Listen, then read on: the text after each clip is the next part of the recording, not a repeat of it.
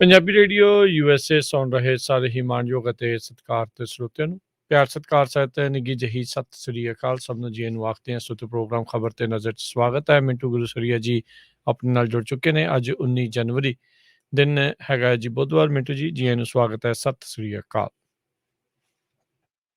ਸ਼ੁਕਰੀਆ ਜੀ ਸਾਰਿਆਂ ਨੂੰ। ਸਤਿ ਸ੍ਰੀ ਅਕਾਲ ਜੀ।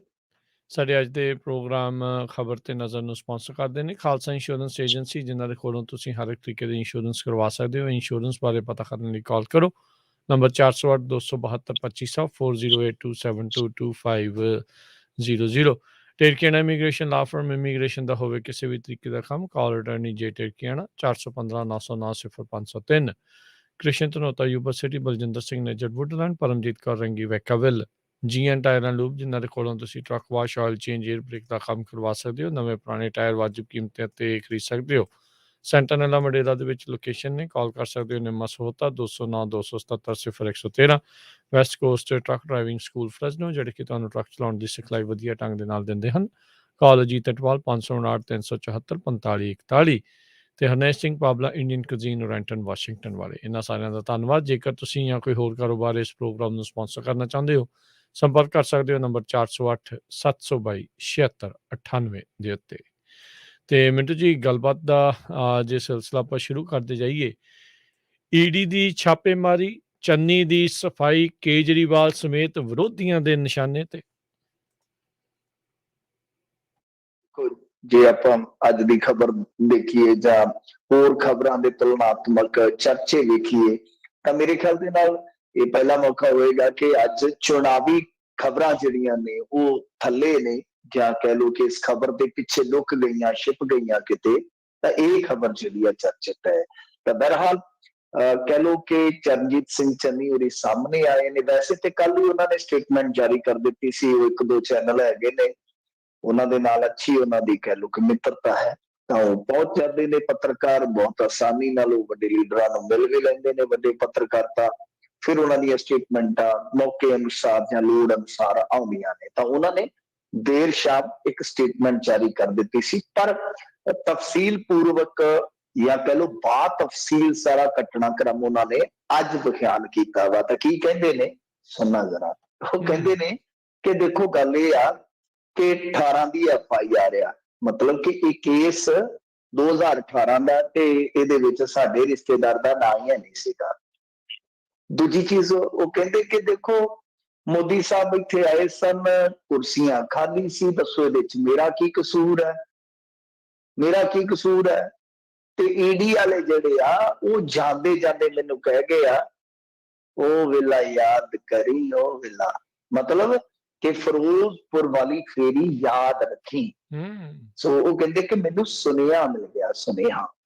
ਤੇ ਦੂਜੇ ਪਾਸੇ ਉਹਨਾਂ ਨੇ ਕਿਹਾ ਕਿ ਮੇਰੇ ਰਿਸ਼ਤੇਦਾਰਾਂ ਨੂੰ, ਜਾਨੀ ਜਿਹੜੇ ਹਿਰਾਸਤ ਦੇ ਵਿੱਚ ਹੈ, ਉਹਨਾਂ ਨੂੰ ਟਾਰਚਰ ਕੀਤਾ ਜਾ ਰਿਹਾ ਕਿ ਚੰਨੀ ਦਾ ਨਾਲ ਹੈ, ਚੰਨੀ ਦਾ ਨਾਲ ਹੈ, ਚੰਨੀ ਦਾ ਨਾਲ ਹੈ।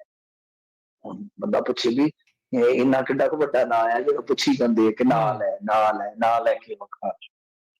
ਪਰ ਨਾਲ ਹੀ ਕਹਿੰਦੇ ਕਿ ਮੈਨੂੰ ਨਹੀਂ ਪਤਾ ਸਾਡੇ ਮੁੰਡੇ ਨੂੰ ਕਿੱਥੇ ਰੱਖਿਆ।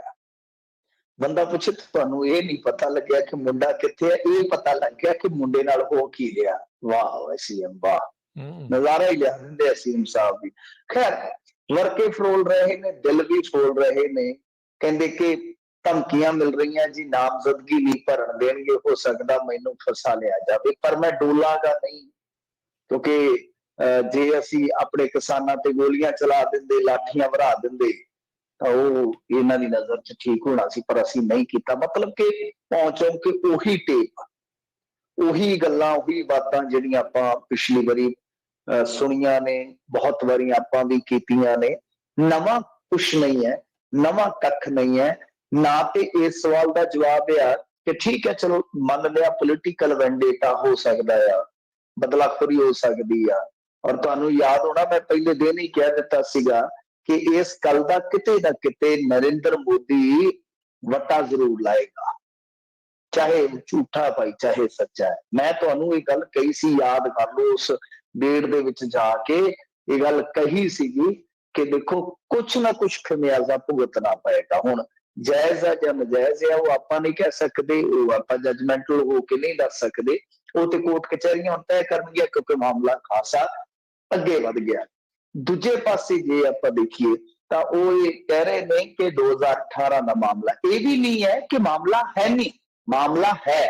ਔਰ ਈਡੀ ਨੇ ਜੋ ਮਾਮਲਾ ਆਪਣੇ ਹੱਥਾਂ 'ਚ ਲਿਆ, ਇਹ ਗੱਲ ਵਾਕਿਆ ਚਰਨਜੀਤ ਸਿੰਘ ਚੰਨੀ ਦੀ ਵਾਜਬ ਵ ਦਮਦਾਰ ਹੈ ਕਿ ਭਾਈ ਇੰਨੇ ਸਾਲ ਤੁਸੀਂ ਚੁੱਪ ਕਿਉਂ ਰਹੇ। ਔਰ ਈਡੀ ਦੀ ਹਮੇਸ਼ਾ ਇੱਕ ਕਲਾਕਾਰੀ ਰਹਿੰਦੀ ਹੈ, ਤੁਸੀਂ ਸੈਂਟਰਲ ਏਜੰਸੀਆਂ ਦਾ ਜਾਂ ਹੋਰ ਕੰਮ ਕਰਨ ਦਾ ਤਰੀਕਾ ਦੇਖੋਗੇ, ਇਹ ਰਹਿੰਦਾ ਹੈ ਕਿ ਉਹ ਫਾਈਲਾਂ ਨੂੰ ਨੱਪੀ ਰੱਖਦੇ ਆ ਤੇ ਇੱਕਦਮ ਫਿਰ ਉਹਨਾਂ ਫਾਈਲਾਂ ਦੀ ਬਿਨਾਂ ਤੇ ਆ ਕੇ ਸੰਘੀ ਨੱਪ ਲੈਂਦੇ ਆ। ਇਹ ਉਹਨਾਂ ਦੀ ਚਾਲ ਹੁੰਦੀ ਹੈ। ਸੋ ਉਹ ਪੈਸਾ ਕਿੱਥੋਂ ਆਇਆ, ਕਿਹੜੇ ਪਰਪਸ ਵਾਸਤੇ ਰੱਖਿਆ ਸੀਗਾ, ਇਹਨਾਂ ਸਾਰੀਆਂ ਚੀਜ਼ਾਂ ਦਾ ਚੰਨੀ ਸਾਹਿਬ ਕੋਲ ਫਿਲਹਾਲ ਉੱਤਰ ਨਹੀਂ ਹੈ। ਮਤਲਬ ਜੋ ਲੋਕਾਂ ਨੂੰ ਨਾਲ ਜੋੜ ਰਹੇ ਨੇ, ਯਤਨ ਕਰ ਰਹੇ ਨੇ ਇਹ ਦੱਸਣ ਦਾ ਕਿ ਦੇਖੋ ਚੋਣਾਂ ਤੋਂ ਪਹਿਲਾਂ ਆਮ ਤੌਰ ਤੇ ਅਜਿਹਾ ਹੁੰਦਾ, ਚਾਹੇ ਉਹ ਬੰਗਾਲ ਹੋਵੇ ਜਾਂ ਹੋਰ ਸਟੇਟਾਂ ਹੋਣ, ਪਰ ਇੱਥੇ ਮਾਮਲਾ ਸਭ ਨੂੰ ਪਤਾ ਹੈ ਕਿਉਂਕਿ ਪੰਜਾਬੀਆਂ ਨੂੰ ਇੱਕ ਗੱਲ ਦਾ ਇਲਮ ਬਾਖੂਬੀ ਹੈ ਕਿ ਇੱਥੇ ਜਿਹੜੇ ਵੀ ਲੋਕ ਪਾਵਰ ਦੇ ਵਿੱਚ ਹੁੰਦੇ ਆ ਉਹਨਾਂ ਦੀ ਸਹੁੰ ਨਹੀਂ ਕੋਈ ਚੁੱਕਦਾ। ਔਰ ਇੱਥੇ ਰੇਤਾ ਕਿਸ ਤਰੀਕੇ ਨਾਲ ਖਾਧਾ ਜਾਂਦਾ, ਕਿਸ ਤਰੀਕੇ ਨਾਲ ਉਸ ਹਰਾਮ ਦੇ ਮਾਲ ਦੇ ਵਿੱਚੋਂ ਹਿੱਸੇ ਵੰਡਾਏ ਜਾਂਦੇ ਆ, ਬਾਂਦਰ ਵੰਡ ਕੀਤੀ ਜਾਂਦੀ ਆ, ਉਹ ਕਿਸੇ ਤੋਂ ਗੁੱਝਾ ਨਹੀਂ ਹੈ। ਕਿਵੇਂ ਇੱਥੇ ਜਨਤਾ ਦੇ ਨੁਮਾਇੰਦੇ ਆਪਣੇ ਕ੍ਰੈਸ਼ਰ ਲਾ ਕੇ, ਆਪਣੇ ਟਰਾਲੇ ਚਲਾ ਕੇ ਇਹ ਸਾਰਾ ਕੁਝ ਕਰਦੇ, ਕਿਸੇ ਤੋਂ ਗੁੱਝਾ ਨਹੀਂ। ਇਹ ਵੀ ਕਿਸੇ ਤੋਂ ਗੁੱਝਾ ਨਹੀਂ ਹੈ ਕਿ ਜਦੋਂ ਇਹ ਰੇਡਾਂ ਚੱਲ ਰਹੀਆਂ ਸਨ, ਠੀਕ ਉਸ ਵੇਲੇ ਪਾਰਟੀ ਪ੍ਰਧਾਨ ਤੁਹਾਡਾ ਪ੍ਰੈਸ ਕਾਨਫਰੰਸ ਕਰਕੇ ਕਹਿ ਰਿਹਾ ਸੀਗਾ ਕਿ ਰੇਤ ਦਾ ਮਾਫੀਆ ਚੱਲ ਰਿਹਾ ਹੈ। ਸੋ ਇਹ ਤੱਥ ਨੇ। ਬਾਕੀ ਭਾਈ ਹੁਣ ਦੇਖੋ ਕੀ ਬਣਦਾ ਕਿ ਕੀ ਨਹੀਂ ਬਣਦਾ। ਉਧਰ ਸੁਖਜਿੰਦਰ ਸਿੰਘ ਰੰਧਾਵਾ ਵੈਸੇ ਡਰੇ ਜੇ ਨਜ਼ਰ ਆ ਰਹੇ ਨੇ, ਡਰੇ ਜੇ ਨਜ਼ਰ ਆ ਰਹੇ ਨੇ। ਸੁਖਜਿੰਦਰ ਸਿੰਘ ਰੰਧਾਵਾ ਕਹਿੰਦਾ ਫੋਨ ਜੇ ਤੇ ਮੈਨੂੰ ਵੀ ਆਉਂਦੇ ਨੇ ਜੀ, ਦਿੱਲੀੋਂ ਫੋਨ ਜੇ ਤੇ ਮੈਨੂੰ ਵੀ ਆਉਂਦੇ ਨੇ, ਡਰਾਉਂਦੇ ਨੇ ਮੈਨੂੰ ਕਿ ਪ੍ਰਧਾਨ ਮੰਤਰੀ ਦੇ ਖਿਲਾਫ ਨਾ ਜ਼ਿਆਦਾ ਬੋਲੋ। ਮਤਲਬ ਕਿ ਧਮਕੀ ਪੱਤਰ ਕਹਿ ਲੋ ਜਾਂ ਕਿਤੇ ਨਾ ਕਿਤੇ ਤਾਕੀਦ ਆ ਰਹੀ ਹੈ ਕਿ ਨਾ ਵੀ ਜ਼ਿਆਦਾ ਨਾ ਬੋਲੋ। ਕਹਿੰਦੇ ਕਿ ਚਾਹੇ ਜੇਲ੍ਹ ਦੇ ਵਿੱਚ ਬਿਠਾ ਦਿਓ ਪਰ ਅਸੀਂ ਪਿੱਛੇ ਨਹੀਂ ਹਟਣ ਵਾਲੇ। ਖੈਰ ਇਹ ਉਹਨਾਂ ਦੇ ਸਟਾਂਸ ਨੇ, ਉਹਨਾਂ ਦੇ ਸਟੈਂਡ ਨੇ, ਬਰਕਰਾਰ ਰਹਿਣ। ਚਲੋ ਇਹ ਉਹ ਆ, ਸਭ ਕੁਛ ਉਹਨਾਂ ਦੇ ਨਾਲ ਆ। ਦੂਜੇ ਪਾਸੇ ਜੇ ਤੁਸੀਂ ਦੇਖੋਗੇ ਤਾਂ ਸੁਖਬੀਰ ਸਿੰਘ ਬਾਦਲ ਨੇ ਅੱਜ ਕਾਫੀ ਵੱਡਾ ਹਮਲਾ ਕੀਤਾ। ਉਹ ਕਹਿੰਦੇ ਕਿ ਇਹ ਤਾਂ ਇੱਧਰ ਚਲੇ ਗਏ, ਜੇ ਕਿਤੇ ਚਰਨਜੀਤ ਸਿੰਘ ਚੰਨੀ ਦੇ ਘਰੇ ਚਲੇ ਜਾਂਦੇ ਨਾ, ਕਰੋੜਾਂ ਦੇ ਹਿਸਾਬ ਨਾਲ ਰਕਮ ਹੋਰ ਨਿਕਲੀ ਸੀ। ਉਹ ਕਹਿੰਦੇ ਮੇਰਾ ਤਾਂ ਮੰਨਣਾ 200-300 ਕਰੋੜ ਰੁਪਇਆ ਬਣਾ ਗਿਆ ਚੰਨੀ ਇਹਨਾਂ ਕੁਝ ਦਿਨਾਂ ਦੇ ਅੰਦਰ। ਤੇ ਮੈਂ ਤੇ ਤੁਹਾਨੂੰ ਪਹਿਲਾਂ ਹੀ ਕਹਿੰਦਾ ਸੀਗਾ ਕਿ ਮਾਫੀਆ ਦਾ ਕਿੰਗ ਕੌਣ? ਚੰਨੀ। ਮਾਫੀਆ ਦਾ ਕਿੰਗ ਤੇ ਅਸਲ ਦੇ ਵਿੱਚ ਇਹ ਹੈ। ਚਲੋ ਉਧਰੋਂ ਤਰੁਣ ਚੁੱਕ ਬੋਲੇ ਆ, ਉਹ ਕਹਿੰਦਾ ਕਿ ਅਸਤੀਫਾ ਦਿਓ ਭਾਈ, ਦੇਣਾ ਚਾਹੀਦਾ ਅਸਤੀਫਾ, ਲੁੱਟ ਕੇ ਖਾ ਗਏ ਤੁਸੀਂ। ਹੁਣ ਭਾਜਪਾ ਵਾਲਿਆਂ ਦਾ ਵੀ ਜ਼ੋਰ ਚੱਲ ਗਿਆ। ਉਧਰ ਸਭ ਤੋਂ ਜ਼ਿਆਦਾ ਜ਼ੋਰ ਚੱਲਿਆ ਹੋਇਆ ਆਮ ਆਦਮੀ ਪਾਰਟੀ ਵਾਲਿਆਂ ਦਾ। ਉਹਨਾਂ ਨੇ ਪ੍ਰੈਸ ਕਾਨਫਰੰਸ ਕੀਤੀ, ਬਕਾਇਦਾ ਪ੍ਰੈਸ ਕਾਨਫਰੰਸ ਕਰਕੇ ਰਾਘਵ ਚੱਡਾ ਕਹਿੰਦੇ ਕਿ ਦੇਖੋ ਰੇਡਾ ਰੂਡਾ ਤੇ ਸਾਡੇ ਤੇ ਕੀ ਪੈ ਜਾਂਦੀਆਂ ਨੇ, ਜਿਵੇਂ ਹਿੰਦੀ ਚ ਬੋਲਦੇ ਆ। ਰੇਡਾਂ ਦਾ ਕੀ ਹੈ, ਰੇਡਾਂ ਤੇ ਸਾਡੇ ਤੇ ਵੀ ਪੈ ਜਾਂਦੀਆਂ ਹੈ। ਜੱਗੋ 13ਵੀਂ ਗੱਲ ਤੇ ਇਹ ਆ ਕਿ ਜਦੋਂ ਸਾਡੇ ਮੁੱਖ ਮੰਤਰੀ ਤੇ ਰੇਡ ਪੈਂਦੀ ਤੇ 10 ਮਫਲਰ ਨਿਕਲਦੇ ਆ, ਇੱਥੇ ਜਦੋਂ ਰੇਡ ਪੈਂਦੀ ਹੈ ਤੇ 10 ਕਰੋੜ ਰੁਪਈਆ ਨਿਕਲਦਾ। ਫਰਕ ਤੇ ਆ, ਫਰਕ ਤੇ ਆ ਸਾਡਾ ਤੇ ਇਹਨਾਂ ਦਾ। ਸੋ ਉਧਰ ਹੀ ਜੇ ਆਪਾਂ ਦੇਖੀਏ ਤਾਂ ਇੱਕ ਤਸਵੀਰ ਜਿਹੜੀ ਹੈ ਅਰਵਿੰਦ ਕੇਜਰੀਵਾਲ ਹੋਰ ਟਵੀਟ ਕਰਦੇ ਆ, ਜਿਹਦੇ ਵਿੱਚ ਦੌਲਤ ਦਾ ਉਹ ਜਿਹੜਾ ਢੇਰ ਆ ਬੈੱਡ ਤੇ ਪਿਆ, ਉਹ ਉਹਨਾਂ ਨੇ ਲਾਇਆ ਵਾ ਫੋਟੋ ਦੀ ਥਾਂ, ਤੇ ਨਾਲ ਲਿਖਿਆ ਚੰਨੀ ਆਮ ਆਦਮੀ ਨਹੀਂ ਤੇ ਬੇਈਮਾਨ ਨਿਕਲਿਆ।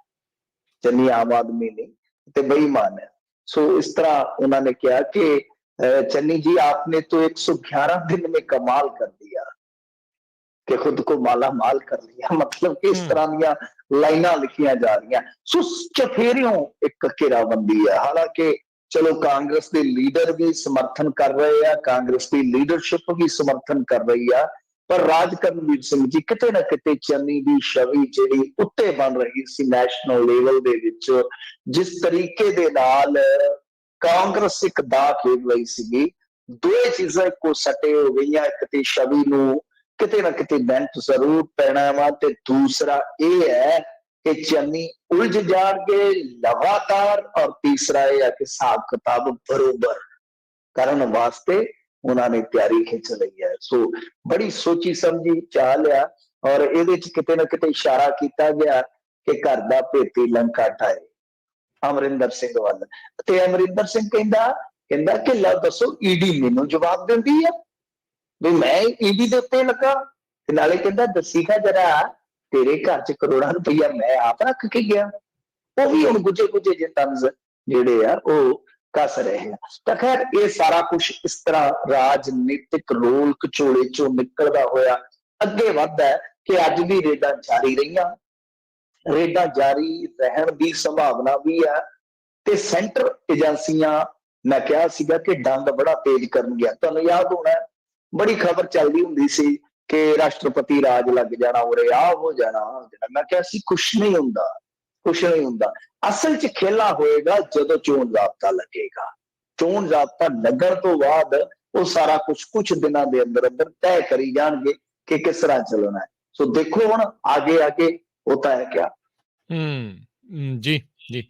ਕਾਂਗਰਸ ਪਾਰਟੀ ਪੰਜਾਬ ਚੋਣਾਂ ਲਈ ਮੁੱਖ ਮੰਤਰੀ ਦੇ ਚਿਹਰੇ ਦਾ ਐਲਾਨ ਨਹੀਂ ਕਰਨਗੇ। ਸਾਰੇ ਜਾਣੇ ਆਪੋ ਆਪਣੇ ਚਿਹਰੇ ਨੂੰ ਗਾਂ ਪ੍ਰਮੋਟ ਕਰਨਗੇ। ਮੈਂ ਕਿਹਾ ਕਿਤੇ ਇਹ ਆਖਣ ਲੱਗੇ ਜੇ ਕਿ ਆਪੋ ਆਪਣੇ ਚਿਹਰੇ ਨੂੰ ਸਾਬਣ ਲਾ ਲਓ, ਪਤਾ ਨਹੀਂ ਕਿਹਦੀ ਵਾਰੀ ਆ ਜਾਣੀ ਆ ਮੁੱਖ ਮੰਤਰੀ ਗੱਲ ਤੇ।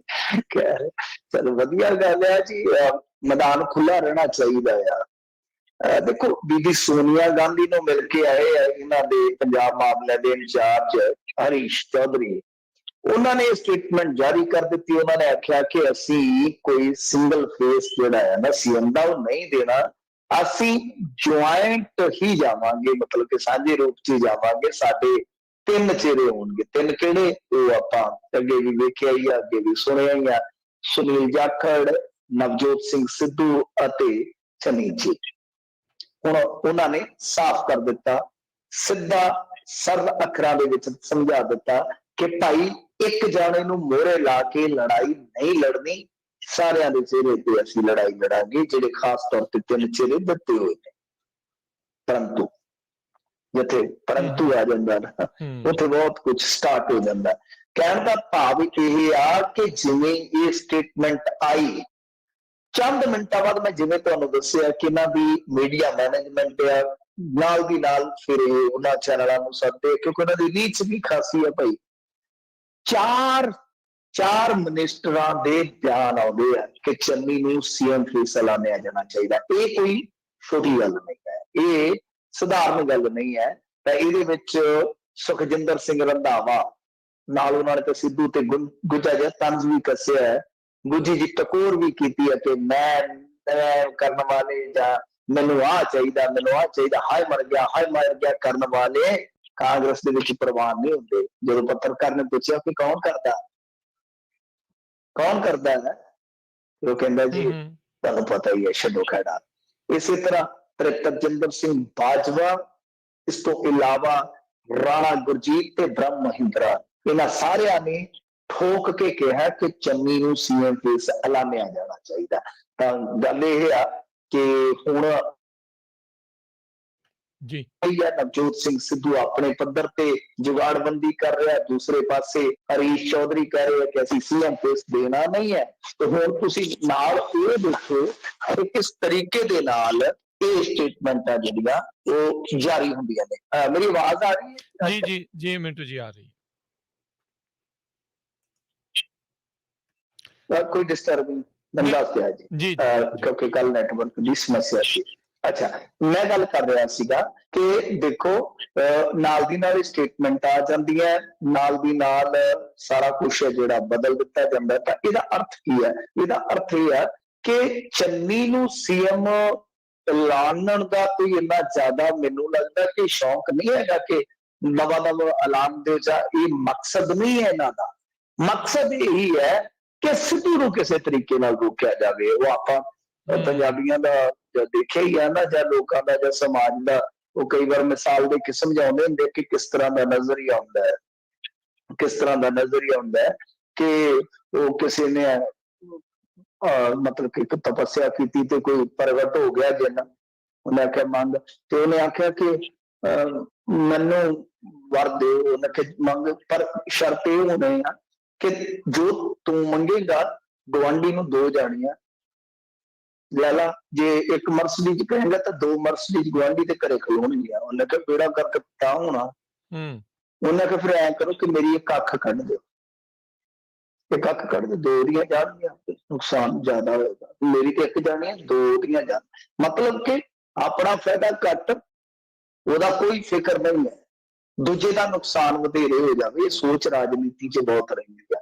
ਸੋ ਕਹਿਣ ਦਾ ਮਤਲਬ ਇਹ ਕਿ ਜਿਹੜੀਆਂ ਸਟੇਟਮੈਂਟਾਂ ਜਾਰੀ ਹੋਈਆਂ, ਸਾਫ਼ ਸੰਕੇਤ ਹੈ ਕਿ ਲਾਮਬੰਦੀ ਹੋ ਰਹੀ ਆ, ਕਿਤੇ ਨਾ ਕਿਤੇ ਆਪੋ ਆਪਣੀ ਧੜੇਬੰਦੀ ਜਿਹੜੀ ਆ ਮਜ਼ਬੂਤ ਕੀਤੀ ਜਾ ਰਹੀ ਹੈ।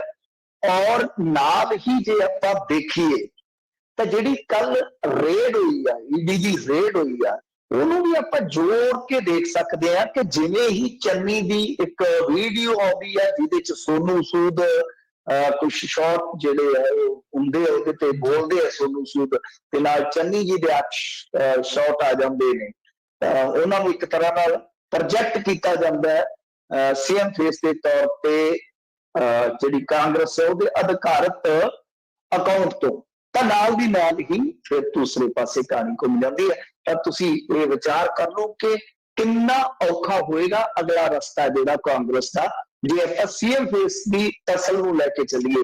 ਜੋ ਟਿਕਟਾਂ ਦੀ ਵੰਡ ਹੈ ਉਹ ਤੇ ਗੱਲ ਹੀ ਅਲੱਗ ਹੈ ਨਾ। ਜੀ ਜੀ ਜੀ।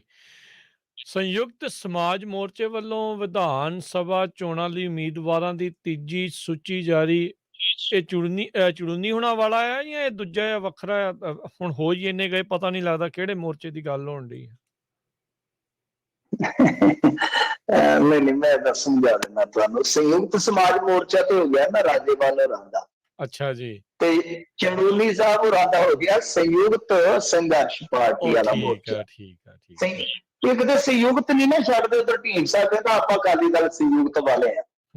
ਹੱਦ ਹੋ ਗਈ ਆ, ਸੰਯੁਕਤ ਸ਼ਬਦ ਨਹੀਂ ਛੱਡਦੇ, ਪਰ ਸੰਯੁਕਤ ਕਦੇ ਆਪਸ ਚ ਹੁੰਦੇ ਨਹੀਂ, ਇਕੱਠੇ ਹੁੰਦੇ ਨਹੀਂ, ਨਾ ਰੱਖੀ ਫਿਰਦੇ ਆ ਮੇਰਾ ਵੀ ਸੰਯੁਕਤ ਤੇ ਤੇਰਾ ਵੀ ਸੰਯੁਕਤ, ਤੇ ਸੰਯੁਕਤ ਹੁੰਦੇ ਨਹੀਂ, ਸਾਂਝੇ ਹੁੰਦੇ ਨਹੀਂ ਆ। ਖੈਰ ਚਲੋ ਇਹਨਾਂ ਦੀ ਮਰਜ਼ੀ ਹੈ ਬਈ, ਭੱਜ ਲੈਣ ਦਿਓ ਇਹਨਾਂ ਨੂੰ, ਵੀ ਨਜ਼ਾਰੇ ਲੈ ਲੈਣ ਦਿਓ, ਦਿਨ ਹੁਣ ਕਿਹੜੇ ਨਤੀਜੇ ਦੇਣੇ ਆ। ਤਾਂ ਖੈਰ ਇਹ ਸੰਯੁਕਤ ਸਮਾਜ ਮੋਰਚਾ ਨੂੰ SSM ਕਹਿ ਲਿਆ ਕਰੋ, ਫਿਰ ਸੌਖਾ ਚੜ ਜਾਏਗਾ। ਅੱਜ ਕੱਲ੍ਹ ਅੰਗਰੇਜ਼ੀ ਜਿਹੜੇ ਸ਼ਾਰਟ ਨੇਮ ਹੈ ਛੇਤੀ ਜ਼ੁਬਾਨ ਤੇ ਚੜ ਜਾਂਦੇ ਆ। ਤਾਂ SSM ਹੈ ਜਿਹੜਾ, ਜਾਨੀ ਸੰਯੁਕਤ ਸਮਾਜ ਮੋਰਚਾ ਰਾਜੇਵਾਲ ਹੋਰਾਂ ਵਾਲਾ, ਤਾਂ ਇਹਨਾਂ ਨੇ 17 ਜਣਿਆਂ ਦੀ ਸੂਚੀ ਜਿਹੜੀ ਆ ਉਹ ਐਲਾਨ ਦਿੱਤੀ ਹੈ। ਤੁਹਾਡਾ ਟਾਈਮ ਕੀਮਤੀ ਹੁੰਦਾ, ਕਾਲੀ ਕਾਲੀ ਚ ਆਪਾਂ ਦੇਖ ਲੈਂਦੇ ਆ ਕਿ ਇਹਨਾਂ ਦੇ ਵਿੱਚ ਮੇਰੇ ਖਿਆਲ ਦੇ ਨਾਲ ਧਰਮਕੋਟ ਤੋਂ ਐਲਾਨਿਆ, ਜੀਰੇ ਤੋਂ ਐਲਾਨਿਆ, ਬੁਲਾਡੇ ਤੋਂ, ਨਿਹਾਲ ਸਿੰਘ ਵਾਲਾ ਤੋਂ, ਡੇਰਾਬੱਸੀ ਤੋਂ, ਲਹਿਰਾ ਗੱਗਾ ਤੋਂ, ਇਸ ਤੋਂ ਇਲਾਵਾ ਰਾਜਪੁਰਾ ਤੋਂ, ਬਾਬਾ ਬਕਾਲਾ ਤੋਂ,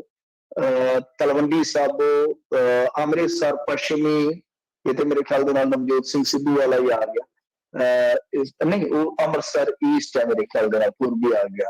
ਤੇ ਇਸ ਤੋਂ ਇਲਾਵਾ ਰੋਪੜ ਤੋਂ, ਅੰਮ੍ਰਿਤਸਰ ਪੂਰਬੀ ਤੋਂ ਵੀ ਆ ਗਿਆ ਜੀ, ਤੇ ਪਟਿਆਲਾ ਦਿਹਾਤੀ ਤੋਂ, ਇਸ ਤੋਂ ਇਲਾਵਾ ਨਕੋਦਰ ਤੋਂ, ਤੇ ਸ਼ਾਮ 84 ਤੋਂ, ਡੇਰਾ ਬਾਬਾ ਨਾਨਕ ਤੋਂ, ਫਿਰ ਮੇਰੇ ਖਿਆਲ ਦੇ ਨਾਲ ਖੇਮਕਰਨ ਤੋਂ। ਇਹ ਸਾਰੇ ਇਸ ਤਰ੍ਹਾਂ ਦੇ ਹਲਕੇ ਆ ਜਿਨ੍ਹਾਂ ਤੋਂ ਇਹਨਾਂ ਨੇ ਕੈਂਡੀਡੇਟ ਦਿੱਤੇ ਆ। ਇੱਕ ਸੂਚੀ ਪਹਿਲਾਂ ਇਹਨਾਂ ਦੀ ਆ ਚੁੱਕੀ ਆ, ਤੇ ਉਧਰ ਜਿਹੜੇ 10 ਇਹਨਾਂ ਨੇ ਦੇਣੇ ਸਨ ਟਿਕਟ ਚੜੂਨੀ ਸਾਹਿਬ ਨੂੰ, ਉਹਨਾਂ ਨੇ ਵੀ 9 ਐਲਾਨ ਦਿੱਤੇ। ਕਹਿੰਦੇ ਕਿ ਭਲੱਖ ਤੇ ਸਾਡਾ ਸਰਵੇ ਚੱਲਦਾ ਪਿਆ। ਸਰਵੇ ਪਤਾ ਨਹੀਂ ਇਹਨਾਂ ਦਾ ਕਿਹੜੀਆਂ ਏਜੰਸੀਆਂ ਕਰ ਰਹੀਆਂ, ਕਿਸਾਨ ਜਥੇਬੰਦੀਆਂ ਦੀ ਵੀ ਆਪਦੀ ਇੰਟੈਲੀਜੈਂਸੀ ਹੈ ਨਾ ਜੀ। ਤੇ ਉਹਨਾਂ ਨੇ ਇੱਕ ਸੀਟ ਰੋਕ ਲਈ, ਯਾਨੀ ਭੁਲੱਥ ਵਾਲੀ। ਬਾਕੀ ਜਿਹੜੀਆਂ ਉਹਨਾਂ ਦੇ ਕੋਟੇ ਦੀਆਂ 9 ਉਹਨਾਂ ਨੇ ਐਲਾਨ ਦਿੱਤੇ ਆ। ਤਾਂ ਕੁੱਲ ਮਿਲਾ ਕੇ ਜਿਹੜੀਆਂ ਆਪਾਂ ਦੇਖੀਏ 17 ਅੱਜ ਇਹਨਾਂ ਦੇ, ਤੇ 20 ਮੇਰੇ ਖਿਆਲ ਦੇ ਨਾਲ ਪਹਿਲਾਂ ਆਈਆਂ, 20 ਤੇ 17 ਹੋ ਗਿਆ 37 ਤੇ 10 ਚੜੂਨੀ 47 ਚ ਇੱਕ ਰਹਿ ਗਈ ਪੈਂਡਿੰਗ, ਤੇ ਮੇਰੇ ਖਿਆਲ ਦੇ ਨਾਲ 46 ਹੋ ਗਈਆਂ। ਤਾਂ ਕੁੱਲ ਵੈਸੇ ਜੇ ਦੇਖੀਏ ਤਾਂ ਮੇਰੇ ਖਿਆਲ ਦੇ ਨਾਲ ਇੰਨੀਆਂ ਕੁ ਬਣਦੀਆਂ। ਜੇ ਆਪਾਂ ਅੰਦਾਜ਼ਾ ਲਾਈਏ ਮੋਟੇ ਤੌਰ ਤੇ ਹੋ ਸਕਦਾ ਵੱਧ ਵੀ ਹੋਣ, ਪਰ ਮੈਨੂੰ ਜਿੰਨੀਆਂ ਕੁ ਯਾਦ ਨੇ ਕਿ ਤਕਰੀਬਨ 45-50 ਇਸ ਸਟੇਟ ਦੇ ਵਿੱਚ ਇਹਨਾਂ ਦਾ ਐਲਾਨ ਹੋ ਗਿਆ। ਮਤਲਬ ਕਿ ਲਾ ਲਓ ਕਿ ਅੱਧ ਪਚੱਧ ਤੱਕ ਗਏ ਨੇ, ਹਾਲੇ ਅੱਧ ਪਚੱਧ ਹੋਰ ਕਰਨਾ, ਬਹੁਤ ਦੂਰ ਨੇ ਹਾਲੇ 117 ਦੇ 117 ਕੈਂਡੀਡੇਟ ਦੇਣ ਤੋਂ। ਪਰ ਜਿਵੇਂ ਹੀ ਅੱਜ ਇਹਨਾਂ ਨੇ ਪ੍ਰੈਸ ਕਾਨਫਰੰਸ ਸ਼ੁਰੂ ਕੀਤੀ, ਗੁਰਨਾਮ ਸਿੰਘ ਝੜੂਨੀ ਹੋਰਾਂ ਨੇ, ਉੱਥੇ ਇੱਕ ਵਿਅਕਤੀ ਆ ਗਿਆ ਜਿਹੜਾ ਇੱਧਰ ਦਾ ਸੀ, ਫਤਿਹਗੜ੍ਹ ਸਾਹਿਬ ਏਰੀਏ ਦਾ। ਉਹਨੇ ਰੌਲਾ ਪਾਣਾ ਸ਼ੁਰੂ ਕਰ ਦਿੱਤਾ। ਉਹਨੇ ਕਿਹਾ ਦਰਬਾਰ ਸਾਹਿਬ ਚੜੋਗੇ ਤੁਸੀਂ ਕਿ ਟਿਕਟਾਂ ਨਹੀਂ ਵੇਚ ਰਹੇ? ਉਹਨਾਂ ਨੇ ਆਖਿਆ ਕਿ ਕਿਹੜੀ ਟਿਕਟ? ਦੂਜੇ ਪਾਸੇ ਰੌਲਾ ਪੈ ਗਿਆ। ਚੜੂਨੀ ਸਾਹਿਬ ਕਹਿੰਦੇ ਮੈਂ ਜਵਾਬ ਦੇता हूँ, मैं जवाब देता हूँ। ਕਹਿੰਦੇ ਜੀ ਮੈਂ ਗੁਟਕਾ ਤੇ ਹੱਥ ਰੱਖਦਾ, ਤੂੰ ਗੁਟਕੇ ਤੇ ਹੱਥ ਰੱਖੇਗਾ। ਇਦਾਂ ਦੀ ਬਹਿਸ ਚੱਲ ਪਈ ਉੱਥੇ ਤੇ ਰੌਲਾ ਪੈ ਗਿਆ ਪ੍ਰੈਸ ਕਾਨਫਰੰਸ ਚ। ਉਹ ਬੰਦਾ ਕਹਿੰਦਾ ਲੇਬੜਾ, ਪਤਾ ਨਹੀਂ ਕਿਹੜਾ ਨਾਮ ਲੈ ਰਿਹਾ ਸੀਗਾ, ਕਿ ਲੇਬੜਾ 2 ਬੱਸਾਂ ਘੱਲਦਾ ਸੀ ਦਿੱਲੀ, ਫਲਾਹ ਕਰਦਾ ਸੀ, ਧਮਕਾ ਕਰਦਾ ਸੀ, ਤੁਸੀਂ ਉਹਨੂੰ ਅੱਖੋਂ ਪਰੋਖੇ ਕਰ ਦਿੱਤਾ। ਇਹ ਆ ਤਾਂ ਬਹੁਤ ਰੌਲਾ ਪਿਆ ਭਾਈ, ਉੱਥੇ ਬਹੁਤ ਰੌਲਾ ਪਿਆ। ਇਹ ਜਿਹੜੇ ਕਿਸਾਨ ਆਗੂ ਸੀ ਕਹਿੰਦੇ ਕਿ ਆ ਵੇਖ ਲਓ ਜਿਹੜੀਆਂ ਰਵਾਇਤੀ ਧਿਰਾਂ ਨੇ ਜਾਂ ਦੂਸਰੀਆਂ ਸਿਆਸੀ ਪਾਰਟੀਆਂ ਨੇ ਉਹ ਕਿਸ ਤਰ੍ਹਾਂ ਸਾਡੀਆਂ ਜੜ੍ਹਾਂ 'ਚ ਬਹਿ ਰਹੀਆਂ ਨੇ। ਮਤਲਬ ਕਿ ਜਿਹੜੇ ਟਿਕਟਾਂ ਦੇ ਮੁੱਲ ਵੱਟ ਰਹੇ ਉਹਨਾਂ ਦਾ ਕੋਈ ਵਿਰੋਧ ਨਹੀਂ, ਅਸੀਂ ਭਲੇ ਮਾਨਸ ਲੋਕ, ਸੰਘਰਸ਼ ਤੋਂ ਨਿਕਲੇ ਲੋਕ, ਤੇ ਸਾਨੂੰ ਕਿਸ ਤਰ੍ਹਾਂ ਦੁਨੀਆ 'ਚ ਰੁਸਵਾ ਕੀਤਾ ਜਾ ਰਿਹਾ ਹੈ। ਤਾਂ ਇਹ ਕਾਫੀ ਜ਼ਿਆਦਾ ਮਤਲਬ ਕਿ ਉੱਥੇ ਰੌਲਾ ਰੱਪਾ ਪਿਆ ਇਸ ਪ੍ਰੈਸ ਕਾਨਫਰੰਸ ਦੇ ਵਿੱਚ। ਤਾਂ ਹੁਣ ਦੇਖਦੇ ਆ, ਵੈਸੇ ਜੇ ਤੁਸੀਂ ਦੇਖੋਗੇ ਜਿਹੜੇ ਮੈਂ ਤੁਹਾਨੂੰ ਗਣਾਏ ਨੇ ਹਲਕੇ, ਇਸ ਤੋਂ ਇਲਾਵਾ ਵੀ ਜੇ ਤੁਸੀਂ ਦੇਖੋਗੇ ਤਾਂ ਹੋਰ ਵੀ ਹਲਕੇ ਆ। ਤਾਂ ਕੁੱਲ ਮੇਰੇ ਖਿਆਲ ਦੇ ਨਾਲ ਇੱਕ ਮੈਨੂੰ ਮੈਸੇਜ ਆਇਆ, ਕਿਸੇ ਨੇ ਦੱਸਿਆ ਵਾ ਕਿ ਜਿਹੜਾ ਮੋਰਚੇ ਦਾ ਉਮੀਦਵਾਰਾਂ ਦਾ ਫਿਗਰ ਹੈ ਉਹ 57 ਹੈ ਇਸ ਟਾਈਮ। ਉਸ ਟਾਈਮ ਇਸ ਟਾਈਮ 57 ਹੈ। ਤਾਂ ਉਹ ਚਲੋ ਆਪੋ ਅੰਦਾਜ਼ਾ ਲਾ ਰਹੇ ਤਾਂ ਦਿੱਤਾ ਕੀ ਹੈ ਜੀ। ਖੈਰ ਇਹਦੇ ਵਿੱਚੋਂ ਕੋਈ ਵੱਡੇ ਨਾਮ ਜਾਂ ਕਹਿ ਲਓ ਕਿ ਬਹੁਤ ਸਿਰੇ ਦੇ ਜਿਹੜੇ ਕਹ ਲਈਏ ਕਿ ਗੇਮ ਚੇਂਜਰ ਹੋਣਗੇ ਨਜ਼ਰ ਨਹੀਂ ਆਉਂਦੇ। 1-2 ਸੀਟਾਂ ਤੇ 3-4 ਸੀਟਾਂ ਤੇ ਏਦਾਂ ਦੇ ਨਾਮ ਆ ਜਿਹੜੇ ਆਪਾਂ ਕਹਿ ਸਕਦੇ ਹਾਂ ਕਿ ਫਾਈਟ ਦੇਣਗੇ ਜਾਂ ਫਾਈਟ ਦੇ ਵਿੱਚ ਹੋਣਗੇ। ਪਰ ਹਾਲੇ ਬਹੁਤ ਸਾਰੀਆਂ ਸੀਟਾਂ ਤੋਂ ਇਹਨਾਂ ਨੇ ਕੈਂਡੀਡੇਟ ਡਿਕਲੇਅਰ ਕਰਨੇ ਆ। ਉਹ ਜਦੋਂ ਪੱਤੇ ਖੁੱਲ ਜਾਣਗੇ, ਜਦ ਤੱਕ ਮੇਰੇ ਖਿਆਲ ਦੇ ਨਾਲ ਭਾਰਤੀ ਜਨਤਾ ਪਾਰਟੀ ਤੇ ਕਾਂਗਰਸ ਦੀ ਵੀ ਸੂਚੀ ਆ ਜਾਏਗੀ, ਕਿਉਂਕਿ ਨਾਮਜ਼ਦਗੀਆਂ ਬਿਲਕੁਲ ਲਵੇ ਆ ਜਾਣੀਆਂ ਨੇ। ਹੁਣ ਅੱਜ ਸਮਝ ਲਓ ਕਿ 19 ਖਤਮ ਹੋ ਗਈ ਆ, 19 ਖਤਮ ਹੋ ਗਈ ਆ ਤੇ ਹਫ਼ਤਾ ਇੱਕ ਰਹਿ ਗਿਆ ਤੇ ਵਿੱਚ ਸੈਟਰਡੇ ਸੰਡੇ ਵੀ ਆਉਣਾ ਆ। ਤਾਂ ਲਾ ਲਓ ਕਿ 4-5 ਦਿਨ ਹੀ ਰਹਿ ਗਿਆ ਜ਼ਿਆਦਾ ਕੰਮ ਇਹਨਾਂ ਨਾਲ ਖਿੱਚਣ ਵਾਲਾ। ਤੋਂ 4-5 ਦਿਨਾਂ ਬਾਅਦ ਫਿਰ ਪਤਾ ਲੱਗਣਾ ਸ਼ੁਰੂ ਹੋ ਜਾਏਗਾ ਕਿ ਇਕੱਲੀ ਜੱਟਾਂ ਦੀ ਵੋਟ ਹੀ ਪਾੜਦੇ ਆ, ਜਿਹਦਾ ਸਿੱਧੇ ਤੌਰ ਤੇ ਕਾਂਗਰਸ ਨੂੰ ਫਾਇਦਾ ਹੋਣ ਜਾ ਰਿਹਾ ਹੈ ਜੇ ਇਸ ਤਰ੍ਹਾਂ ਹੋਏਗਾ, ਜਾਂ ਹੋਰ ਵਰਗ ਦੀ ਵੋਟ ਵੀ ਇਹ ਤੋੜਦਾ ਕਿਤੇ ਨਾ ਕਿਤੇ ਕਹਿ ਲਓ ਕਿ ਯਤਨ ਕਰਦੇ ਕਿ ਉਸ ਯਤਨ 'ਚ ਸਫਲਤਾ ਪਾਉਂਦੇ। ਇਹ ਵੱਡਾ ਕੁਐਸਚਨ ਮਾਰਕ ਰਹੇਗਾ। ਤਾਂ ਮੇਰੇ ਖਿਆਲ ਦੇ ਨਾਲ ਇਹਦਾ ਹੱਲ ਜਾਂ ਕਹਿ ਲਓ ਇਹਦਾ ਜਵਾਬ ਜਿਹੜਾ ਆ ਉਹ ਸਾਨੂੰ ਮਿਲਣਾ ਸਟਾਰਟ ਹੋਏਗਾ ਤਕਰੀਬਨ 7-8 ਦਿਨ ਦੇ ਵਿੱਚ ਕਿ ਜਦੋਂ ਸਾਰੇ ਕੈਂਡੀਡੇਟ ਸਾਰੀਆਂ ਧਿਰਾਂ ਵੱਲੋਂ ਮੈਦਾਨ ਚੋਣਗੇ। ਹਵਾ ਦਾ ਰੁਖ ਜਿਹੜਾ ਹੌਲੀ ਵਿਸ਼ਲੇਸ਼ਕਾਂ ਦੇ ਥਰਮਾਮੀਟਰ ਜਿਹੜੇ ਆ ਉਹ ਪਕੜਨਾ ਸ਼ੁਰੂ ਕਰਦੇ। ਜੀ ਜੀ। ਪਵਨ ਬਾਂਸਲ ਨੇ ਆਪਦੇ ਮੁੰਡੇ ਲਈ ਵੀ ਮੰਗ ਲਈ ਜੀ ਟਿਕਟ, ਮਿਲੂ ਕਿ ਨਹੀਂ? ਸ਼ੁਕਰ ਕਰੋ ਭਣੇਵੇਂ ਲਈ ਨਹੀਂ ਮੰਗ ਲਈ। ਹਾਂ ਯਾਦ ਹੈ ਤੁਹਾਨੂੰ ਇਹਦੇ ਭਣੇਵੇਂ ਦਾ ਐਪੀਸੋਡ, ਮਾਮੇ ਹੱਥੋਂ ਮਰਿਆ ਭਾਣਜਾ ਰੰਗ ਨੇ ਕਰਤਾਰ ਦੇ, ਉਹ ਗਾਣਾ ਤੇ ਸੁਣਿਆ ਸੀਗਾ, ਛੇਤੀ ਕਰ ਸਰਵਨ ਬੱਚਾ ਪਾਣੀ ਪਿਲਾ ਦੇ। ਤੇ ਮਾਮੇ ਭਾਣਜੇ ਦੀ ਇਹ ਜੋੜੀ ਜਿਸ ਤਰ੍ਹਾਂ ਬਦਨਾਮ ਹੋਈ ਸੀ ਰਿਸ਼ਵਤਕਾਰ ਦੇ ਵਿੱਚ। ਸੋ ਪਵਨ ਬੰਸਲ ਮੰਤਰੀ ਰਹੇ ਨੇ, ਇਹਦੇ ਵਿੱਚ ਕੋਈ ਸ਼ੱਕ ਨਹੀਂ, ਵੱਡਾ ਚਿਹਰਾ ਸੀਗੇ। ਪਰ ਬਾਅਦ ਦੇ ਵਿੱਚ ਹੌਲੀ ਪੈਂਦਾ ਪੈ ਜਾਂਦਾ ਫਰਕ। ਸੋਹਣਿਆ ਵੇ ਜਿਵੇਂ ਗਾਣਾ ਸੀਗਾ ਨਾ ਲਾ ਵੀਰੇ ਦਾ, ਤਾਂ ਹੌਲੀ ਫਿਰ ਰਾਜਨੀਤੀ ਦੇ ਵਿੱਚ ਫਰਕ ਪੈ ਹੀ ਜਾਂਦਾ ਆ ਜਦੋਂ ਤੁਸੀਂ ਆਪਣੇ ਆਪ ਨੂੰ ਬਹੁਤ ਵੱਡੇ 30 ਮਾਰਕਾਂ ਕਹਿ ਲਓ ਜਾਂ ਬੜੇ ਵੱਡੇ ਤੋਪ ਜੀ ਸਮਝਣ ਲੱਗ ਜਾਂਦੇ ਹੋ। ਤਾਂ ਇਹਨਾਂ ਨੇ ਆਪਣੇ ਬੇਟੇ ਵਾਸਤੇ ਟਿਕਟ ਮੰਗੀ ਹੈ ਬਰਨਾਲੇ ਤੋਂ ਟਿਕਟ ਦੇ ਅੱਗੇ ਵੀ ਦਾਅਵੇਦਾਰ ਹੈਗੇ ਆ ਸਭ ਤੋਂ ਵੱਡੇ ਤੇ ਕੇਵਲ ਸਿੰਘ ਢਿੱਲੋਂ, ਇੱਕ ਹੋਰ ਵੀ ਮੇਰੇ ਖਿਆਲ ਦੇ ਨਾਲ ਕਾਲਾ ਢਿੱਲੋਂ ਵੀ ਹੈ। ਕਾਫੀ ਉੱਥੇ ਜਦੋਜਹਿਦ ਹੋ ਰਹੀ ਹੈ, ਕਾਫੀ ਜਦੋਜਹਿਦ ਹੋ ਰਹੀ ਹੈ। ਤਾਂ ਇਹਨਾਂ ਨੇ ਮਨੀਸ਼ ਬੰਸਲ ਵਾਸਤੇ ਟਿਕਟ ਮੰਗੀ ਆ। ਇੰਡੀਅਨ ਐਕਸਪ੍ਰੈਸ ਦੇ ਵਿੱਚ ਅੱਜ ਮੇਰੇ ਖਿਆਲ ਦੇ ਨਾਲ ਟਾਈਮਸ ਆਫ ਇੰਡੀਆ ਦੇ ਵਿੱਚ ਸ਼ਾਇਦ ਇਹ ਖਬਰ ਵੀ ਲੱਗੀ ਹੋਈ ਸੀਗੀ। ਤਾਂ ਕੇਵਲ ਸਿੰਘ ਢਿੱਲੋਂ ਨੂੰ ਥਾਪੀ ਜਿਹੜੀ ਆ ਮਿਲ ਚੁੱਕੀ ਹੈ ਪ੍ਰਧਾਨ ਵੱਲੋਂ, ਔਰ ਜੇ ਟਿਕਟ ਇਹ ਲੈ ਜਾਂਦੇ ਤਾਂ ਫਿਰ ਜਗੋ ਤੇਰ ਵੀ ਇੱਥੇ ਵੀ ਹੋਏਗੀ। ਸੋ ਖਾਸਾ ਕਹਿ ਲਓ ਕਿ ਟਿਕਟਾਂ ਵਾਲਾ ਕਲੇਸ਼ ਜਿਹੜਾ ਪਿਆ ਗਿਆ, ਆਪਾਂ ਗੱਲ ਹੀ ਕਰ ਰਹੇ ਸਾਂ ਕਿ ਇਹਨਾਂ ਦੇ ਟਿਕਟ ਦਾ ਕਲੇਸ਼ ਤੋਂ ਛੱਡੋ, ਹਾਲੇ 12 ਜਿਹੜੇ ਆ ਉਹ ਐਸੇ ਐਮਐਲਏ ਆ ਜਿਨ੍ਹਾਂ ਨੂੰ ਕਿਹਾ ਜਾ ਰਿਹਾ ਤੂੰ ਲੜ। ਉਹਨਾਂ ਚੋਂ ਇੱਕ ਕਹਿੰਦਾ ਕਿ ਮੈਂ ਇੱਥੋਂ ਲੜਨਾ ਨਹੀਂ, ਇੱਕ ਕਹਿੰਦਾ ਕਿ ਮੈਨੂੰ ਹਲਕਾ ਬਦਲ ਦਿਓ ਕਿਉਂਕਿ ਉਹਦਾ ਦਿਲ ਜਿਹੜਾ ਹੈ ਨਾ ਉਹ ਕਰਦਾ ਕਿ ਐਤਕੀ ਗੱਲ ਨਹੀਂ ਬਣਨੀ। ਕੋਈ ਕਹਿੰਦਾ ਕਿ ਮੈਨੂੰ ਨਾ ਭਜਾਓ, ਉਹ ਉੱਥੋਂ ਸਰਵੇ ਦੇ ਉਹ ਕਹਿੰਦੇ ਨਹੀਂ ਇੱਥੋਂ ਭੱਜ। बड़ा मतलब कि जीबो-गरीब जी परिस्थिति है। एक प्यो पुत्तर लड़न डए आ, एक सोनिया कोल चले जांदा, दूजा राहुल गांधी कोल चले जांदा। ਉਹ ਕਹਿੰਦੇ ਤੁਹਾਡਾ ਕੀ ਨਵੇੜੀਏ ਦੱਸੋ। ਤੁਹਾਨੂੰ ਘਰ 'ਚ ਵੀ ਟਿਕਟ ਦਾ ਕੋਈ ਨਵੇੜਾ ਕਰਨਾ ਆ ਰਿਹਾ, ਤੁਸੀਂ ਲੋਕਾਂ ਦੇ ਝਗੜੇ ਝੇੜੇ ਕੀ ਨਵੇੜਦੇ ਹੋ? ਬੋਲੋ ਤਾਂ ਸਹੀ, ਕੁਛ ਤਾਂ ਬੋਲੋ। ਬੋਲਣ ਨੂੰ ਕੀ, ਤੇ ਜੇ ਇਕੱਠੇ ਹੋਣ ਤੇ ਕੁਛ ਬੋਲਣ। ਰੌਲਾ ਇੱਥੇ ਪੈਣ ਡਿਆ ਵਾ। ਹੋਰ ਕਈ ਇਹਨਾਂ ਦੇ ਝਗੜੇ 'ਚ ਨੇ, ਇੱਕ ਮੀਆਂ ਬੀਵੀ ਲੜਨ ਹੈ ਟਿਕਟ ਤੋਂ। ਬੜਾ ਕਲੇਸ਼ ਹੈ ਜਿਨ੍ਹਾਂ ਨੂੰ ਮਿਲੀਆਂ। ਤ੍ਰਿਪਤਰਜਿੰਦਰ ਸਿੰਘ ਬਾਜਵਾ ਵੀ ਕਲਪਣ ਡਿਆ, ਕਹਿੰਦਾ ਕਿ ਫਤਿਹਗੜ੍ਹ ਚੂੜੀਆਂ ਤੋਂ ਮੇਰਾ ਕਾਕਾ ਲੜੇਗਾ, ਪਾਪਾ ਉਹਦਾ ਜਿਹੜਾ ਬਟਾਲੇ ਤੋਂ ਲੜੇਗਾ। ਉਹ ਕਹਿੰਦੇ ਪਾਪੇ ਦਾ ਰਾਜ ਥੋੜੀ ਚੱਲਣਾ ਹੈ ਭਾਈ, ਇੰਨੀਆਂ ਟਿਕਟਾਂ ਸਾਡੇ ਕੋਲ ਲੈ ਨਹੀਂ ਗਿਆ। ਤਾਂ ਬੜਾ ਕਲੇਸ਼ ਚੱਲਣ ਡਿਆ। ਦੇਖੋ ਇਸ ਕਲੇਸ਼ ਦੇ ਵਿੱਚ ਕਿਹੜਾ ਬਾਜੀ ਮਾਰਦਾ ਹੈ, ਕਿਹੜਾ ਰਹਿ ਜਾਂਦਾ, ਫਿਰ ਜਿਹੜਾ ਰਹਿ ਜਾਂਦਾ ਉਹ ਫਿਰ ਕਿਹੜਾ ਕਿਸੇ ਨੂੰ ਗੱਡੀਆਂ ਰੱਖਦਾ। ਕਾਫੀ ਕੁਛ ਹੈ ਆਉਣ ਵਾਲੇ। ਜੀ ਜੀ ਜੀ। ਉਧਰ ਰਾਕੇਸ਼ ਟਕੈਤ ਨੇ ਕਰਤਾ ਐਲਾਨ, ਨਹੀਂ ਕਰਾਂਗੇ ਜੀ ਕਿਸੇ ਦਾ ਵੀ ਸਮਰਥਨ ਚੋਣਾਂ 'ਚ। ਅੱਛੀ ਗੱਲ ਹੈ, ਅੱਛੀ ਗੱਲ ਹੈ। ਇਹਨਾਂ ਨੇ ਬਦਨਾਮੀ ਖੱਟ ਲੈਣੀ ਸੀ ਕਿ ਇਹਦਾ ਭਰਾ ਵੀ ਹੈ ਨਾ ਜਿਹੜਾ ਨਰੇਸ਼ ਟਕੈਤ, ਉਹ ਵੀ ਮੈਂ ਸਮਝਦਾ ਬੇਵਕੂਫ ਜਿਹਾ ਹੀ ਆ। ਉਹ ਗੱਲਾਂ ਜਿਹੜੀਆਂ ਨਾ ਕਈ ਵਾਰ ਹੋਰ ਹੀ ਕਰ ਦਿੰਦਾ। ਅੱਗੇ ਇਹਨਾਂ ਦੋਨਾਂ ਭਰਾਵਾਂ ਨੇ ਬਹੁਤ ਵੱਡੀ ਗਲਤੀ ਕੀਤੀ, ਬਲੰਡਰ ਕਹਿ ਲਈਏ ਜ਼ਿੰਦਗੀ ਦੇ ਵਿੱਚ, ਜੋ ਕੀਤਾ ਨਾ 2014 ਤੋਂ ਪਹਿਲਾਂ। ਹੁਣ ਹੋਇਆ ਕੀ ਸੀਗੇ ਕਿ ਪਿਛਲੇ ਦਿਨੀ ਨਰੇਸ਼ ਟਕੈਤ ਨੇ ਆਪ ਮੁਹਾਰੇ ਇੱਕ ਬਿਆਨ ਦੇ ਦਿੱਤਾ ਸੀਗਾ ਕਿ ਅਸੀਂ ਸੱਪਾ ਤੇ RLD ਦੀ ਸਪੋਰਟ ਕਰਾਂਗੇ, ਮਤਲਬ ਕਿ ਸਮਰਥਨ ਕਰਾਂਗੇ। ਰੌਲਾ ਪੈ ਗਿਆ, ਲੋਕਾਂ ਨੇ ਸਵਾਲ ਕਰਨੇ ਸਟਾਰਟ ਕਰ ਦਿੱਤੇ ਕਿ ਯਾਰ ਚੰਗੀ ਤੁਹਾਡੀ ਕਰਤੂਤ ਆ ਕਿ ਰਾਜੇਵਾਲ ਹੋਰਾਂ ਨੂੰ ਤਾਂ ਤੁਸੀਂ 6-6 ਮਹੀਨਿਆਂ ਵਾਸਤੇ ਸਸਪੈਂਡ ਕਰਕੇ ਆਏ ਜੀ। ਉਦੋਂ ਦੀ ਹੋਈ ਗੱਲ ਹੈ ਤੇ ਉਦੋਂ ਹੀ ਬਿਆਨ ਆ ਗਿਆ। ਜਦੋਂ ਇਸ ਤਰ੍ਹਾਂ ਮੀਡੀਆ ਨੇ ਪੁੱਛਿਆ ਕਿ ਭਾਈ ਇਹ ਕੀ ਹੈ ਦੋਗਲੀ ਨੀਤੀ, ਫਿਰ ਨਾਲ ਦੀ ਨਾਲ ਪਿੱਛਲ ਖੁਰੀ ਹੋ ਗਿਆ, ਕਹਿੰਦਾ ਓਹੋ ਮੈਂ ਤੇ ਜੋਸ਼ ਦੇ ਵਿੱਚ ਨਾ ਕੁਛ ਵਧੇਰੇ ਹੀ ਬੋਲ ਪਿਆ ਸਾਂ ਤੇ ਅਸੀਂ ਕਿਸੇ ਦਾ ਸਮਰਥਨ ਨਹੀਂ ਕਰਾਂਗੇ। ਉਹ ਫਿਰ ਸਵਾਲ ਹੋਣੇ ਸਟਾਰਟ ਹੋ ਜਾਂਦੇ। ਤੁਹਾਨੂੰ ਪਤਾ ਜਦੋਂ ਗੱਲ ਇੱਕ ਵਾਰੀ ਨਿਕਲਦੀ ਹੈ ਨਾ, ਉਹ ਫਿਰ ਛੇਤੀ ਕਿਤੇ ਸੂਤ ਨਹੀਂ ਆਉਂਦੀ ਤੇ ਵਾਰ-ਵਾਰ ਜਦੋਂ ਸਵਾਲ ਹੁੰਦੇ ਆ ਫਿਰ ਕਈ ਵਾਰ ਤੁਹਾਨੂੰ ਵਾਰ-ਵਾਰ ਜਵਾਬ ਵੀ ਦੇਣੇ ਪੈਂਦੇ ਆ। ਹੁਣ ਇਸ ਕਰਕੇ ਰਾਕੇਸ਼ ਟਕੈਤ ਨੇ ਵੀ ਸਾਫ਼ ਕਰ ਦਿੱਤਾ ਕਿ ਨਹੀਂ ਅਸੀਂ ਕਿਸੇ ਨੂੰ ਵੀ ਸਪੋਰਟ ਨਹੀਂ ਕਰਾਂਗੇ। ਚਲੋ ਇਹ ਗੱਲਾਂ ਕਹਿਣ ਦੀਆਂ ਹੁੰਦੀਆਂ, ਅੰਦਰ ਖਾਤੇ ਤੇ ਨਾ ਸਪੋਰਟ ਕਰਨੀ। ਤੇ ਮੈਨੂੰ ਤੇ ਐਵੇਂ ਲੱਗਦਾ ਦੋਨੇ ਭਰਾ ਡਟ ਸਪੋਰਟ ਕਰਨਗੇ।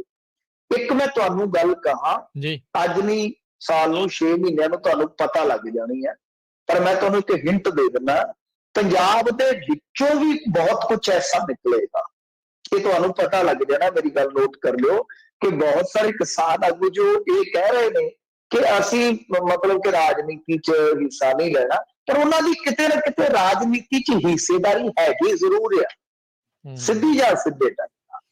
ਇਹ ਹੌਲੀ ਹੌਲੀ ਪਤਾ ਲੱਗ ਜਾਂਦਾ ਹੁੰਦਾ ਆ।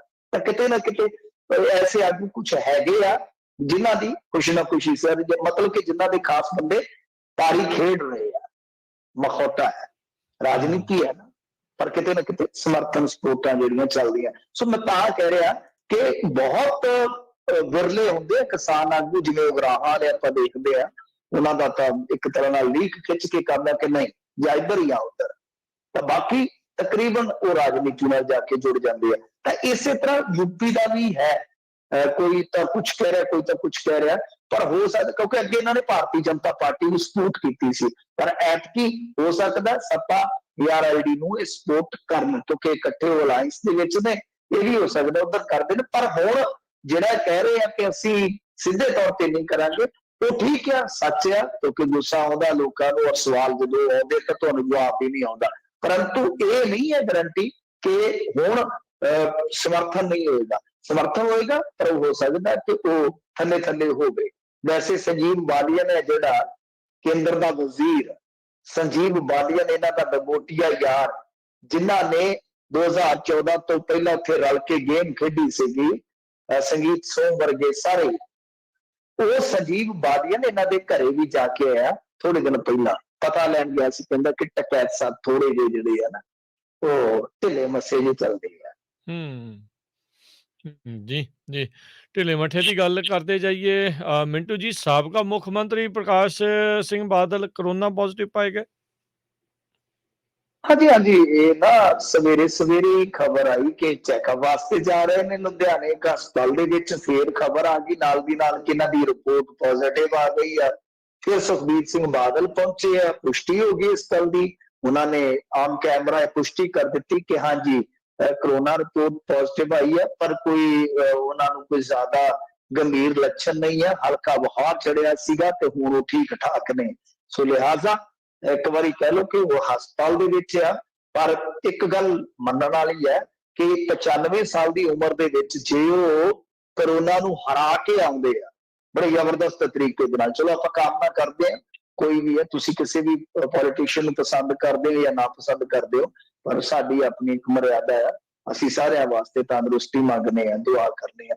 ਤੇ ਅੱਛਾ, ਜੇ ਮੰਨ ਲਓ ਇਹ ਬਜ਼ੁਰਗ ਸਿਆਸਤ ਦਾ ਘਾਗ ਖਿਡਾਰੀ ਕਰੋਨਾ ਨੂੰ ਹਰਾ ਕੇ ਬਾਹਰ ਨਿਕਲਦਾ, ਤੇ ਇਹ ਵੀ ਮੇਰੇ ਖਿਆਲ ਦੇ ਨਾਲ ਸਿਆਸੀ ਕੈਰੀਅਰ ਦੇ ਨਾਲ ਨਾਲ ਇਹ ਵੀ ਇੱਕ ਕਿਤੇ ਨਾ ਕਿਤੇ ਕਹਿ ਲਓ ਪ੍ਰਾਪਤੀ ਜੁੜ ਜਾਣੀ ਜੇ।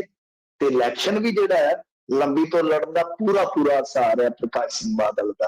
ਖੈਰ ਦੇਖੋ ਕਿੰਨੇ ਦਿਨਾਂ ਚ ਰਿਕਵਰੀ ਹੁੰਦੀ ਹੈ, ਕਦੋਂ ਹਸਪਤਾਲ ਚੋਂ ਨਿਕਲਦੇ ਆ। ਕਿ ਜੇ ਮੰਨ ਲਓ ਖੁਦਾ ਨਾ ਖਾਸਤਾ, ਮਾਫ ਕਰਨਾ, ਖੁਦਾ ਨਾ ਖਾਸਤਾ ਛੇਤੀ ਰਿਕਵਰੀ ਨਹੀਂ ਹੁੰਦੀ ਤਾਂ ਮੇਰੇ ਖਿਆਲ ਦੇ ਨਾਲ, ਕਿਉਂਕਿ ਲੰਬੀ ਦੀ ਸੀਟ ਦਾ ਹਾਲੇ ਤੱਕ ਇਹਨਾਂ ਨੇ ਕੈਂਡੀਡੇਟ ਐਲਾਨਿਆ ਨਹੀਂ, ਤਾਂ ਫਿਰ ਮੇਰੇ ਖਿਆਲ ਦੇ ਨਾਲ ਕੈਂਡੀਡੇਟ ਬਦਲਿਆ ਵੀ ਜਾ ਸਕਦਾ। ਇਹ ਵੀ ਤੇ ਹੋ ਸਕਦਾ ਨਾ, ਜੇ ਉਹ ਰਿਕਵਰ ਜਲਦੀ ਨਹੀਂ ਹੁੰਦੀ ਤਾਂ ਕੀ ਉਸ ਸੂਰਤ ਦੇ ਵਿੱਚ ਬੀਬਾ ਬਾਦਲ ਜੀ ਆਉਣਗੇ ਲੰਬੀ? ਇਹ ਵੀ ਇੱਕ ਸਵਾਲ ਰਹੇਗਾ।